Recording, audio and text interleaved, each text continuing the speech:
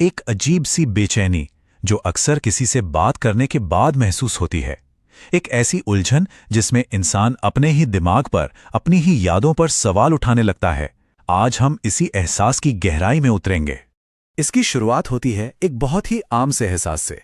कोई बातचीत तो खत्म हो जाती है, लेकिन दिमाग में एक सवाल घूमता रहता है कि जो मैंने सुना, जो मैंने समझा, क्या वो सच भी था? और यही वो पहली निशानी हो सकती है कि शायद कुछ ठीक नहीं है। तो चलिए इसमें थोड़ा और गहराई से उतरते हैं। देखिए, ये सिर्फ एक छोटा मोटा शक नहीं है। ये एक ऐसा एहसास है जो धीरे धीरे किसी के आत्मविश्वास को अंदर से खोखला कर देता है और उन्हें लगने लगता है कि शायद सारी गलती उन्हीं की है। और ये वो पहली आवाज है जो मन में उठती है जब किसी की भावनाओं को, उनके अनुभव को बार बार खारिज कर दिया जाता है तो इंसान खुद को ही दोष देने लगता है। उन्हें लगता है कि शायद वो ही छोटी छोटी बातों का बतंगड़ बना रहे हैं। और फिर शक सीधा अपनी याददाश्त पर होने लगता है।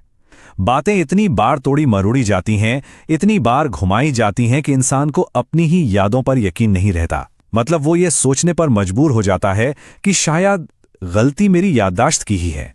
तो इस सब का नतीजा क्या होता है? ये एहसास अकेले नहीं आते, इनके साथ आती है एक लगातार बनी रहने वाली उलझन, एक अजीब सी बेचैनी, हर चीज को बार बार सोचने की आदत। धीरे धीरे एक ऐसी भावना घर कर जाती है कि कोई उन्हें समझ ही नहीं रहा, और आखिर में एक गहरा अकेलापन। तो सवाल ये है कि आखिर ये होता कैसे है? देखिए, ये कोई जादू नहीं है। इसके पीछे एक पूरा तरीका है, एक पैटर्न है जिससे किसी की हकीकत को धीरे धीरे बदला जाता है। आइए देखते हैं कि इसके पीछे का सिस्टम क्या है। इस व्यवहार को कहते हैं गैस लाइटिंग। ये नाम आया है 1944 की एक फिल्म गैस लाइट से। उसमें एक पति अपनी पत्नी को ये यकीन दिलाने की कोशिश करता है कि वो पागल हो रही है। क्यों? ताकि वो अपनी ही सच्चाई पर, अपनी आंखों देखी चीजों पर शक करने लगे। तो इसका मकसद सिर्फ अपनी बात मनवाना नहीं है, असली लक्ष्य तो दूसरे के आत्मविश्वास को पूरी तरह से तोड़ देना है। और यह समझना बहुत जरूरी है कि गैस लाइटिंग और एक आम बहस में जमीन आसमान का फर्क होता है। देखिए, एक आम बहस में मुद्दा होता है मैं सही हूं, तुम गलत हो। लेकिन गैस लाइटिंग में हमला इस बात पर होता है कि तुम्हें ऐसा महसूस करने का, ऐसा याद रखने का कोई हक ही नहीं है। यहां लक्ष्य समाधान निकालना नहीं, बल्कि भ्रम पैदा करके नियंत्रण हासिल करना है। यह पैटर्न आमतौर पर 3 कदमों में काम करता है। सबसे पहले इनकार, सीधा सीधा मना कर देना, मैंने ऐसा कभी नहीं कहा।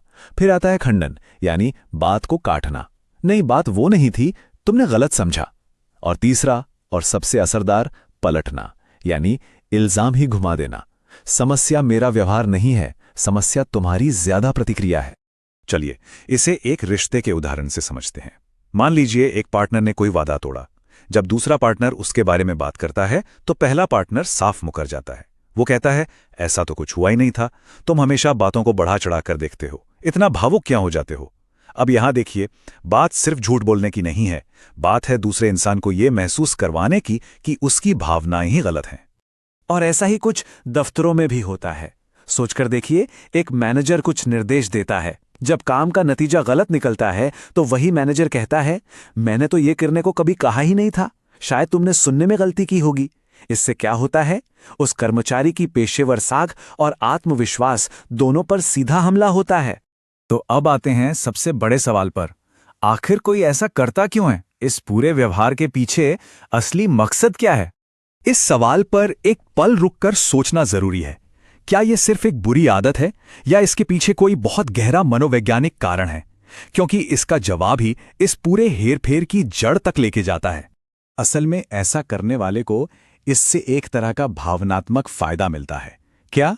पहला, उसे पूरी कहानी पर, पूरे नैरेटिव पर नियंत्रण मिल जाता है। दूसरा, दूसरे इंसान की हकीकत पर शक्ति का एहसास होता है। तीसरा, वो हर तरह की जिम्मेदारी से, जवाबदेही से बच जाता है। और आखिर में एक श्रेष्ठता की भावना आती है। तो ये सब आखिर में शक्ति और नियंत्रण का ही खेल है। तो अब तक जो हमने समझा, चलिए उससे एक कदम आगे बढ़ते हैं, क्योंकि ये सिर्फ झूठ बोलना या धोखा देना नहीं है, ये उससे कहीं कहीं ज्यादा गहरा है। ये सीधा किसी की निश्चितता की बुनियाद पर हमला है। इस बात को ध्यान से समझना होगा, यहां असली मकसद कोई बहस जीतना नहीं होता।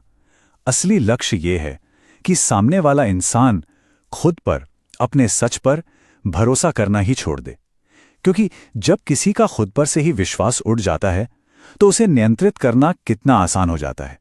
और हाँ, एक बहुत बड़ी गलतफहमी है कि सिर्फ कमजोर या भोले भाले लोग ही इसका शिकार होते हैं। बिल्कुल नहीं। सच तो यह है कि बुद्धिमान, आत्म मंथन करने वाले लोग भी इसमें फंस सकते हैं। क्यों?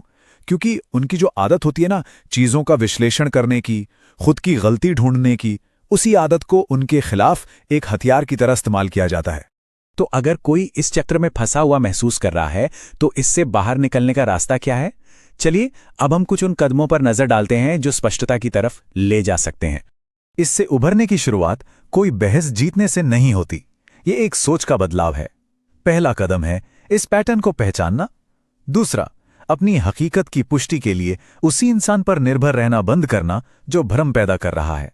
और तीसरा और सबसे जरूरी, इस उलझन को एक कमजोरी नहीं बल्कि एक डेटा, एक संकेत की तरह देखना। और शायद ये सबसे जरूरी बात है। पहला कदम ये साबित करना नहीं है कि क्या हुआ था। नहीं, पहला कदम है इस बात पर भरोसा करना कि जो महसूस किया गया वो असली था। किसी की भावनाएं, किसी का अनुभव असली था, भले ही कोई और उसे लाख बार झुटलाए। तो हम इस पूरी चर्चा को एक आखिरी सवाल के साथ खत्म करते हैं। क्या हो अगर ये जो लगातार उलझन की स्थिति है ये किसी की कमजोरी नहीं बल्कि एक संकेत हो, एक तरह का अलार्म, एक चेतावनी कि कोई एक ऐसी स्थिति में है जो उसके आत्मविश्वास को नष्ट कर रही है। और अगर इस नजरिए से देखा जाए तो ये उलझन एक समस्या नहीं बल्कि समाधान की ओर पहला कदम बन जाती है।